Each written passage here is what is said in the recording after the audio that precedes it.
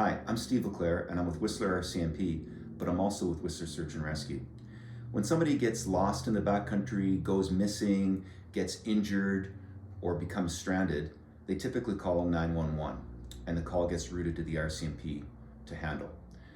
The people that are in these situations are understandably distressed, and the constable who takes the call initially will speak to the person, try and reassure them, and gather as much information as possible.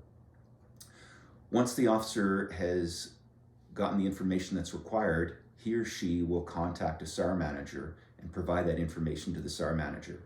Whistler Search and Rescue has the technical expertise to go into the backcountry to effect the rescue of people who are injured, lost, missing, or stranded. The officer will then go to the SAR base and become part of a unified incident command system with the SAR manager. Calls from the subject go to 911 and they get routed to the RCMP or BC ambulance, and then the RCMP or ambulance will call the SAR managers. As a Whistler Search and Rescue SAR manager, I get these calls frequently, never know when they're coming, but then the phone is ringing, so off we go. This is my new office, my backpack as it were, for calls. So computer and a notepad, and the first things I'm doing is getting a file number from the RCMP, then calling ECC to get a task number so we're covered for the team, and then I'm paging the team out to get some members available. And after I've done all those three things, I might get around to talking to the subject and seeing how they're doing.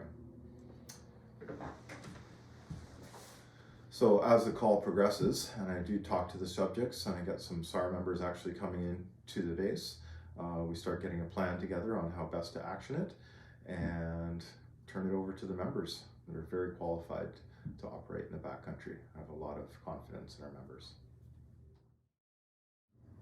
Hi, my name is Greg Newton. I'm a volunteer with Whistler Search and Rescue. I'm one of 30 volunteers that are on call 24/7.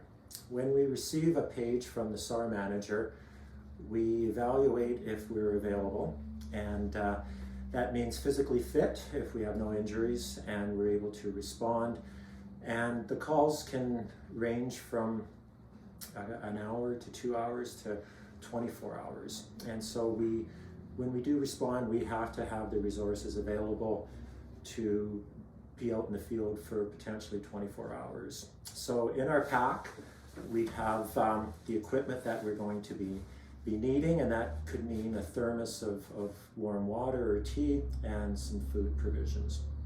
In addition to that, the environment can change from the valley to the high alpine, so it could be sunny and warm in the valley, but when you get up to the alpine, the temperatures could drop below zero. So communication with the SAR commander is through a VHF radio or a sat phone, and if we're within cell coverage, obviously a cell phone.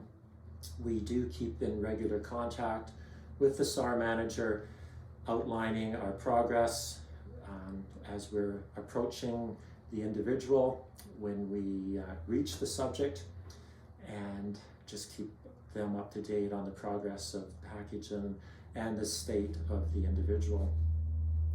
If it's a helicopter rescue, the individual is put into the helicopter and taken to the heliport or taken directly to the clinic, depending on the nature of the injury. So at the conclusion of the mission, the members and equipment are all accounted for. The equipment is inspected, it's all dried, and it's repackaged. The members and SAR manager debrief the event. The SAR members go home to their friends, family, and their regular jobs until the next page.